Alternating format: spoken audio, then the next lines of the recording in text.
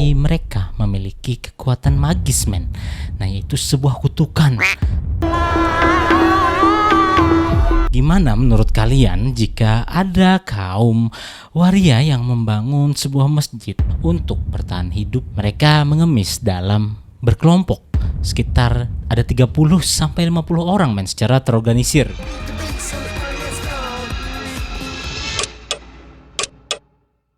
Balik lagi di Orang Titipan. Seperti biasa, bantu like, komen, dan subscribe. Di sini kita akan ngebahas sebuah desa yang cukup unik, yaitu Desa Hijrah. Desa tempat di mana perempuan transseksual, dan di sana mereka membangun sebuah desa terpencil di daerah yang dinamakan Dhaka di daerah Bangladesh dan membangun sebuah masjid, men. Nah, tujuan mereka ternyata membangun sebuah masjid ini adalah untuk berdoa dan beribadah secara leluasa. Dan diyakini komunitas transgender ini sudah ada sejak dulu jejak sejarahnya.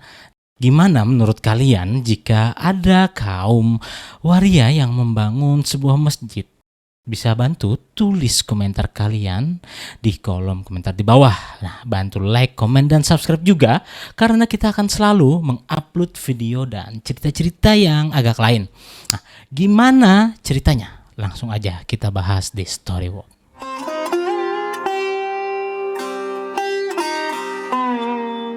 Ada di dalam sebuah teks Hindu kuno, Kama Sutra dan Mahabharata yang ditulis pada abad ke-15 sebelum Masehi. Nah, kata hijrah juga selalu digunakan dalam istilah terminologi untuk menggambarkan seorang transgender di benua India pada saat itu. Nah, sejarah historis zaman dulu mereka dihormati hampir seperti seorang dewa, men. Terutama pada masa Kekaisaran Mughal yang menguasai sebagian besar India pada abad ke-17. Hijrah termasuk dalam kasta suci dan memegang peran penting sebagai pendeta, tabib, penari suci, dan pelindung festival dan perayaan-perayaan lainnya pada saat itu. Tapi semua berbalik saat masa kolonial Inggris. Hijrah menjadi sasaran penganiayaan dan diskriminasi.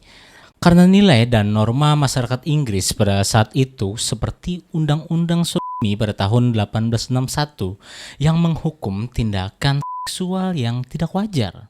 Sejak saat itulah mereka menjadi orang yang dipinggirkan, yang awalnya dianggap sebagai kalangan kasta suci hampir setara dengan dewa.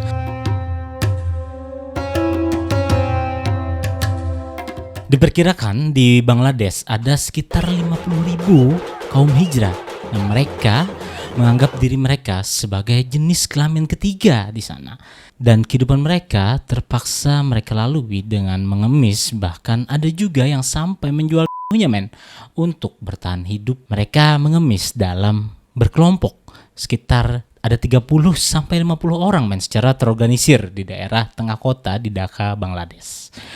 Mereka juga mengemis dengan membagi shift. Ini kayak kerja di perusahaan, men, bagi shift.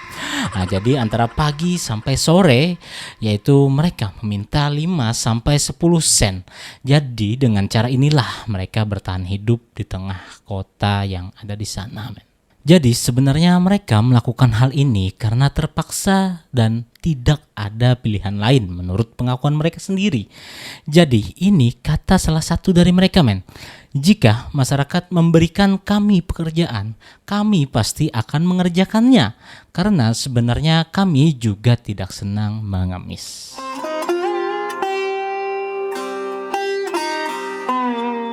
Bagi beberapa kultur, masyarakat di India mempercayai mereka memiliki kekuatan magis, men. Nah, yaitu sebuah kutukan. Tapi di luar dari hal ini juga ada beberapa oknum dari mereka, yaitu kaum hijrah yang melakukan kekerasan jika tidak diberi uang. Berdasarkan pengakuan dari masyarakat India sendiri.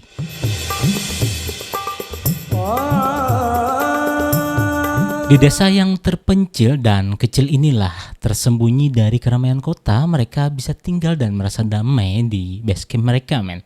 Nah, alasannya karena desa ini dibangun dengan dana yang mereka kumpulkan sendiri. Nah, tidak ada sedikit pun campur tangan dari orang lain. Dan yang lebih gilanya lagi, men, ternyata mereka membangun sebuah masjid yang pertama di desa yang dikhususkan dikasihkan oleh kaum hijrah untuk masyarakat dan kaum mereka sendiri. Tapi yang jadi pertanyaan, kenapa mereka fokus membangun masjid ini? Jawabannya adalah karena mereka juga ingin beribadah dan berdoa layaknya seperti orang lain dengan cara yang sangat tenang dan khusyuk.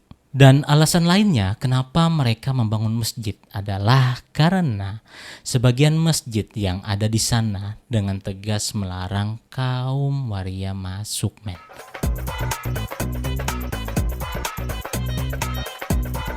Di sana mereka dipimpin oleh satu orang pemimpin, membuat mereka merasa nyaman. Karena saat mereka hidup di luar, banyak sekali kejadian buruk yang terjadi. Contohnya, ketika mereka berhadapan dengan hukum, mereka tidak akan mendapatkan pertolongan hukum sama sekali. Pemimpin mereka juga mengatakan ada sebuah kejadian yang memilukan, yaitu salah satu saudara perempuan mereka meninggal dunia.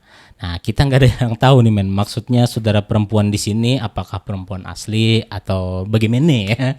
Nah, jadi jelasnya saudara perempuannya ini meninggal ditemukan di sebuah taman karena Nah, tapi pihak kepolisian di sana tidak ada satupun yang mau mencari pelakunya, Jadi tidak ada proses hukum sama sekali. Bahkan menurut keterangan si kepala geng ini, mereka merasa seperti banyak sekali kejanggalan.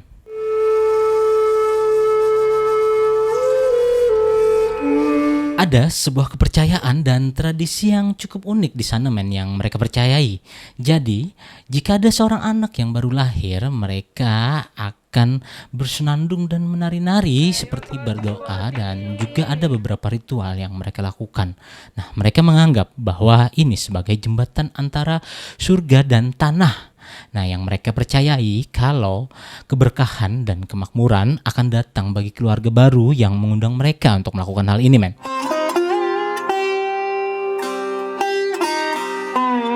Kalian pasti bingung di sini dan bertanya, kostum apa kira-kira yang mereka pakai untuk masjid? Nah, jadi jawabannya adalah baju koko, Nah, karena apa? Di dalam agama Islam, saat beribadah kita harus menggunakan pakaian yang sesuai dengan fitrahnya orang yang beribadah.